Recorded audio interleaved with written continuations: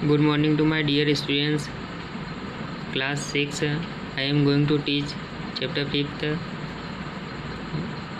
इससे पहले हमने फाइबर के बारे में पढ़ रहे थे।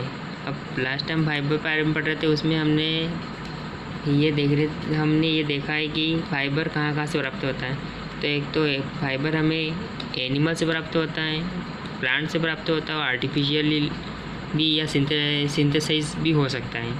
तो ये इन 3 टाइप से फाइबर प्राप्त होता है। इसमें से अब लास्ट टाइम हमने प्लांट फाइबर के बारे में पढ़ा था, जो प्लांट से प्राप्त हो रहे थे। आज हम एनिमल फाइबर के बारे में पढ़ेंगे, एनिमल से प्राप्त होने वाले फाइबर कौन कौन से थे।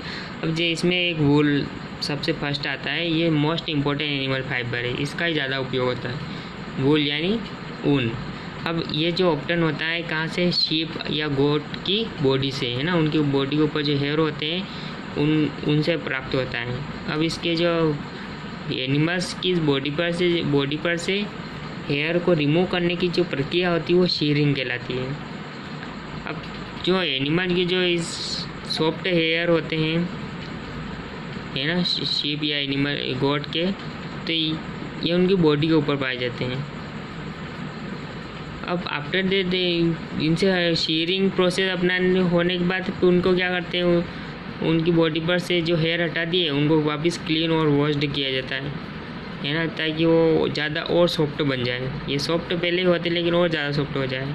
उसके बाद वॉश्ड करने के बाद हम क्या करते हैं, उनको उस स्पून करते हैं और उससे क्या होता है, वूल बनता है। फिर जो स्पून करने पर जो यार्न प्राप्त होता है वूल कहलाता है। अब उसके बाद क्या होता है, wool is needed into garments and other woollen articles. अब जो ऊन जो होता है वापिस उसको किस में परिवर्तित कर देते हैं, गारमेंट्स या वूलन आर्टिकल्स में परिवर्तित करते हैं। अब वूल भी जो प्राप्त होता है वो अनेक टाइप का होता है, अलग अलग एनिमल से अलग अलग टाइप का वूल प्राप्त होता है। अब जैसे हम बात करें, जो गोट्स तो देती है हमें वूल, है ना। और उसके बाद हम बात करें लॉन्ग सिल्की हेयर और अंगोरा गोट्स। अंगोरा जो गोट्स होती है उसके जो हेयर होते हैं वो कैसे लॉन्ग सिल्की होते हैं, जिनका उपयोग हाई क्वालिटी वूलन गुड्स बनाने में उपयोग होता है। अब अंगोरा गोट्स बहुत ही रेयर है ना, ये सिर्फ साउथ अफ्रीका और एशियन कंट्रीज में पाई जाती है। अब इसके बाद हम बात करें soft curly hair of Kashmiri goats, जिससे कश्मीरी चीज़ें बनती हैं, जिससे Kashmiri shawls and other high quality knitted garments बनते हैं।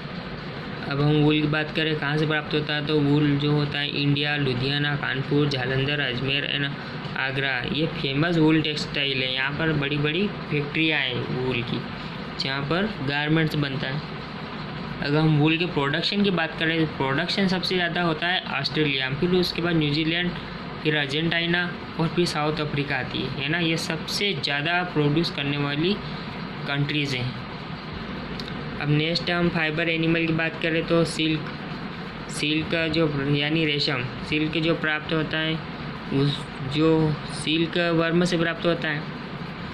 और सबसे पहले इसकी खोज चाइना में हुई थी, कितने 2500 BC में हुई थी। उसके बाद ये जापान और इंडिया में फैला और 4th सेंचुरी में हमारा इंडिया में आया था। अब सिल्क जो है कि नेचुरल प्रोटीन फाइबर है ना, प्रोटीन से बनता है, जो हेयर से नहीं।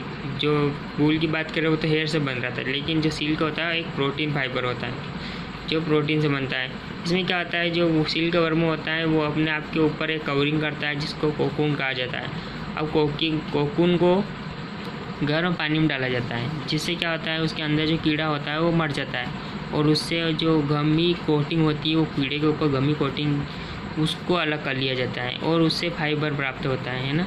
अब उस फाइबर जो होता है उससे धागा बना लिया जाता है और जो धागा बनता है वो क्या होता है, राव सिल्क कहलाता है।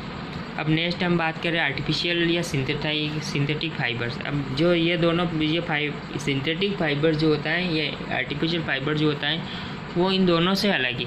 एनिमल फाइबर और प्लांट फाइबर दोनों से अलग होता है, ये लेबोरेटरी में बनता है। जैसे अब इसमें दे रखा लाइलॉन भी ये अमेरिकन साइंटिस्ट के द्वारा खोज की गई थी, है ना, लाइलॉन की।